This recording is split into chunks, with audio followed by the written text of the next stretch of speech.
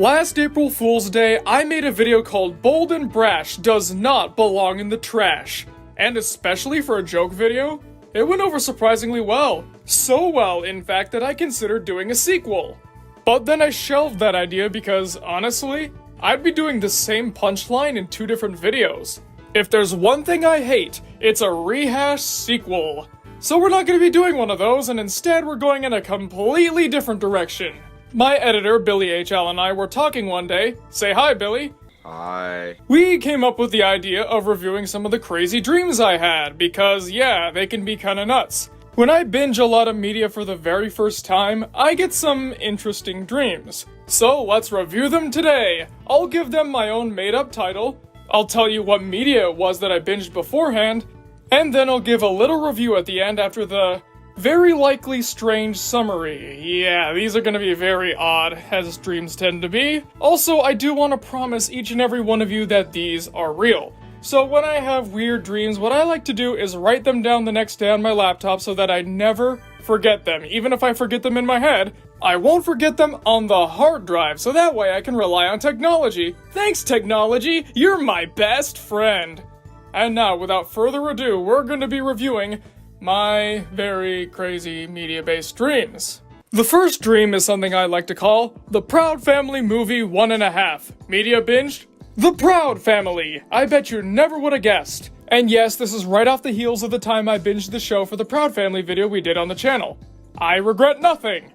So, here we go. There was a casting call for a second Proud Family movie. Though it was animated, it needed physical actors that would somehow turn into cartoons. I got cast as Oscar Proud, even though I'm not of his same race, so that might not exactly be the best idea, but, you know, dream logic, it's only gonna get weirder from here. Apparently the plot was that Penny was going to have a party with her friends. You know the crew. Zoe, Sticky, Dijonay, La Cienega, Yevgeny from Foul Manor, Noah from Total Drama, and Hermione Granger.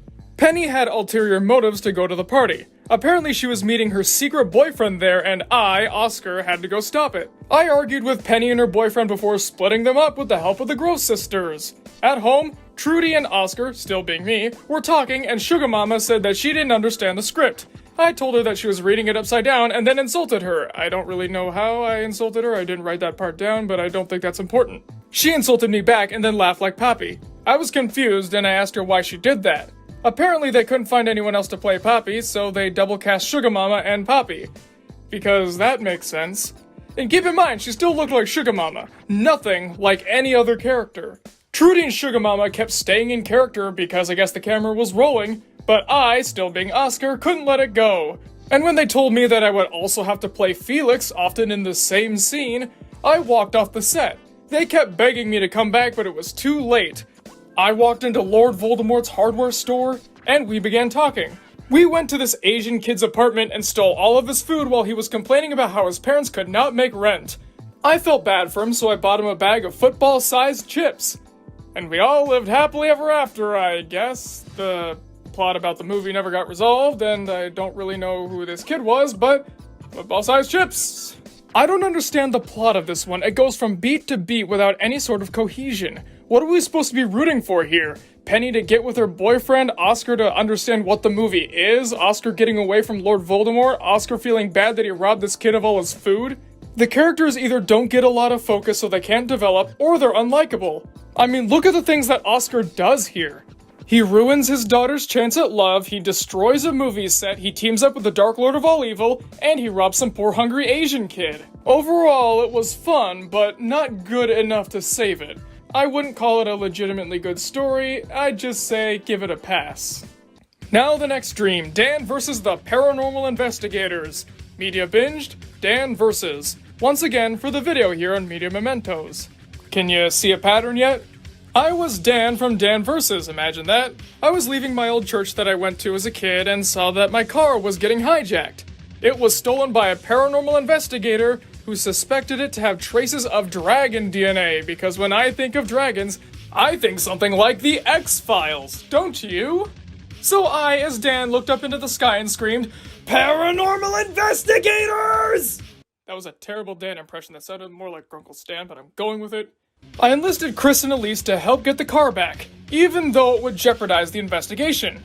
Chris was on a diet and was trying to bulk up because he and Elise were trying to have a kid and he wanted to pass strong genes on or something.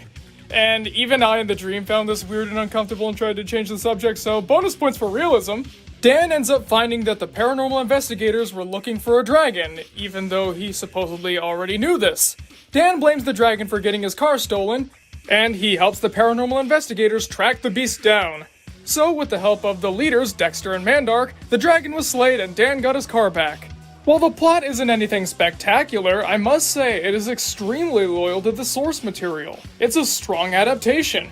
All of the characters are perfectly in character and the story flows in a decently natural progression. Overall, I'd say this is a stronger experience and story than the Proud Family one, so it gets an 8 out of 10 from me. Now, number 3, Joe Pesci vs. the Butler. Media binged? The last 2 chapters of Danganronpa 2, Goodbye Despair. So, as per Danganronpa standards, the story starts off with Jimmy Neutron. Of course, we all knew that was coming. I was with Miss Fowl on the Retroville Elementary School bus that was somehow flying through the air because we were going to some farm for a field trip or something. I think it was supposed to be based off of that Foul Bowl episode, you know, the one where Jimmy, Carl, and Sheen try to get the heart of a rodeo girl? Anyways, we get to the silo, and inside the silo is an antique shop. While we're inside, I'm showing the kids around, but then I suddenly bump into Sonia Nevermind. She says that she needs my help, I don't know why me in particular, but she needs my help hiding from Kazuichi because he's getting really creepy and pervy. So what else is new? Kazuichi comes by and doesn't see her, and I chase him away, and she thanks me, and then Gundam Tanaka comes in and asks to borrow her purse. She says no, he takes her purse, and then reveals that he wasn't Gundam Tanaka at all. He was some guy in a suit. This is where I suddenly realize I'm Joe Pesci from the Home Alone movies. As a former burglar, it's my job to stop this current burglar from doing his job, because that's what Joe Pesci would do. I don't understand either, but it gets the story over faster, so let's keep going. I chase him up and down the aisles, and we have a little bit of an epic battle, and by that I mean we have a little bit of a game of fake out. And then I beat him, and take the purse and give it back to Sonia, but then I realize, wait a minute, I'm Joe Pesci. Why would I give this back? I want the cool stuff inside the princess's purse, that would make me filthy stinking rich. And then I woke up. I guess my mind was like, oh, okay, you don't want to follow my rules? You don't want to go by my logic? Then you don't get to dream at all. Wake up, time for work. I was not a fan of this one story-wise because honestly, I don't know what it's about. All mentions of Jimmy, Carl, Sheen, Cindy, and the rest of the Retroville gang disappear halfway through, and then it suddenly becomes a mix of Home Alone and Danganronpa, which kinda sounds cool, but it doesn't really work in execution. They don't work with each other, in fact, they're actually at odds. The twist of Gundam being a man in a suit doesn't really work because we don't know who the man is, and overall, it just wasn't very compelling, especially with that anticlimactic ending. I'd give this a 2 out of 10. You guys need to try harder than this.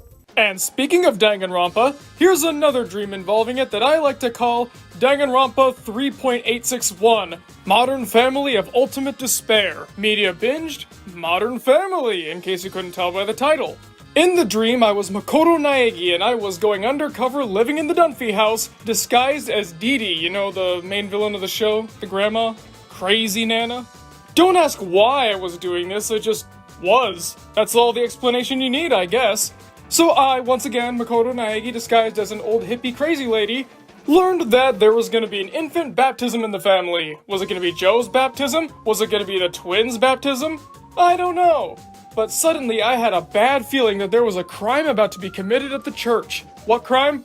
Who knows? Who cares? I guess it's not important, so let's roll with it. We, along with the Pritchett's and the Tucker Pritchett's, got to the church and we were listening to the pastor give his sermon. But then suddenly, I realized that the pastor was the guy I was looking for this whole time. He was the one who was going to commit this non-specific yet very intimidating and evil crime. So I stood up and shouted, "No, that's wrong!" I don't know what was wrong, but they say it in Danganronpa, so it must have fit, right? And then it turns out that the pastor was actually Leon Kuwata. Whoever would have guessed that? And Leon's plan was, I don't know, he just dressed up as a pastor, and... But then the real Dee Dee came in and said, "Oh, hello, I'm Dee Dee." And then I, again, Naegi disguised as Dee Dee, who apparently didn't look anything like the real Dee Dee, realized, I guess I'm not Dee Dee after all. I guess I really am Makoto Naegi. Because I guess he thought he was Dee Dee now and wasn't part of some undercover sting operation? I don't know. I just don't know. And the dream ends there, so who's to say where it went? This story was horrendously unfocused. It had no idea where it was going. First it was Naegi trying to fit in with the Dunphys, then it was him trying to expose the pastor, then it was him verbally battling with Leon Kuwata, and then it was him realizing, oh crap, I'm not a grandmother. What? The twist of Leon being the pastor also comes completely out of nowhere. The Modern Family cast gets almost no focus despite the fact that this is what caused the story to come into production in the first place.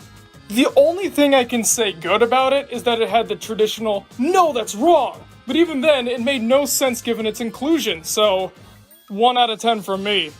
But let me tell you, all of those dreams that you just heard about, those are nothing compared to our main event tonight.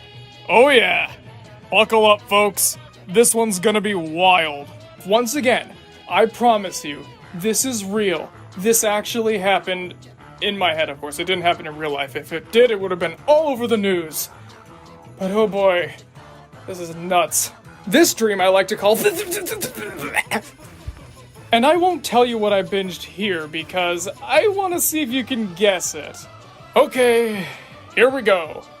So I was in the car with the Griswold family from Christmas vacation and we crashed into a tree. We were trying to get to Chicago for some type of event, so we pulled over and asked a farmer how to get there. The farmer turns out to be a man who owns a commercial airliner. He gives me and Russ, the son, the last 2 seats on the flight. The rest of the family decides to use his truck and we board the plane. And on the plane is almost the entire cast of the Heathers musical finishing up Candy Store for some reason. Because I guess when you're in a Broadway musical, the only thing you're allowed to do is get out of your seat and start singing songs from the show. So in the dream I think, maybe this is some kind of theater on a plane and I walked in too late. However, once the song is done, they just stay in character. They don't go by the story, it's just them.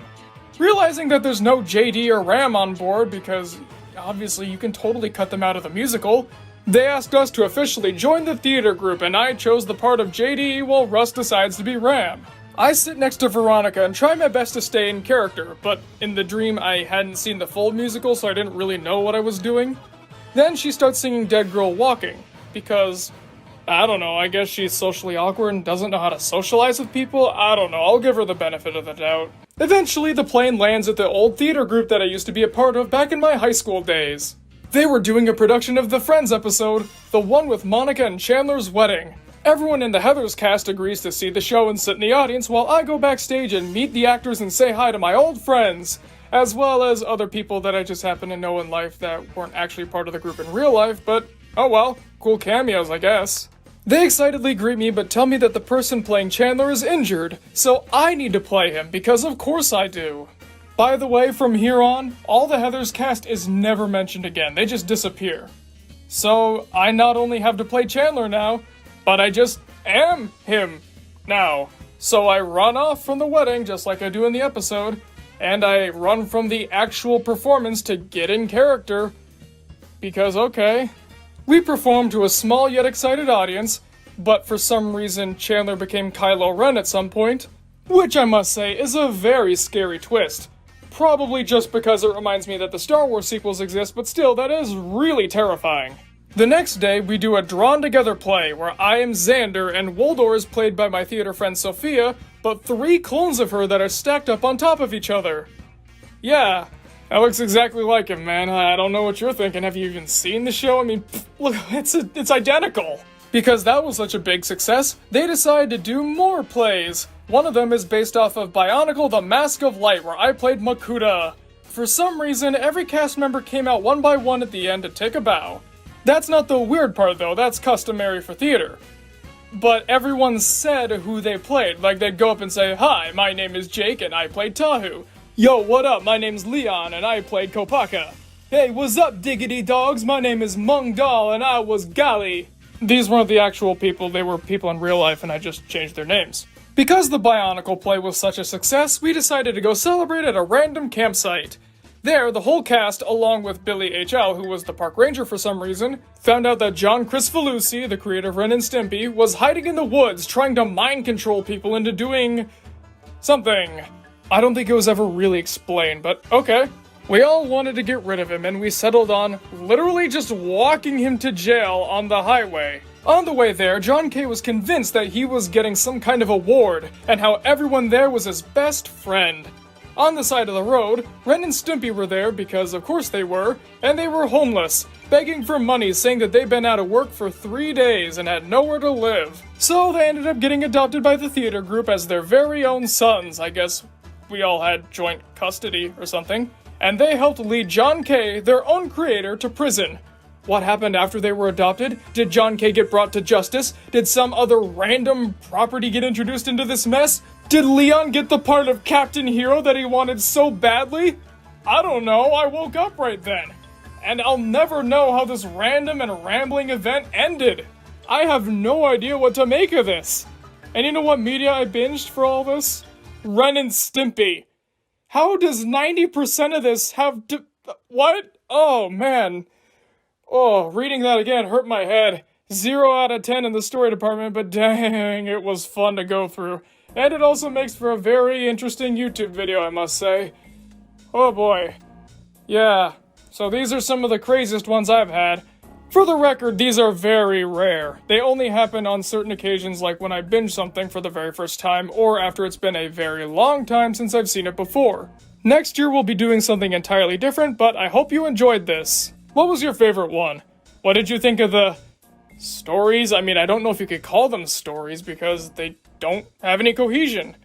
Either way, comment below and let me know because I'm always excited to hear what you guys have to say. Thanks for watching, and I'll see you guys next time!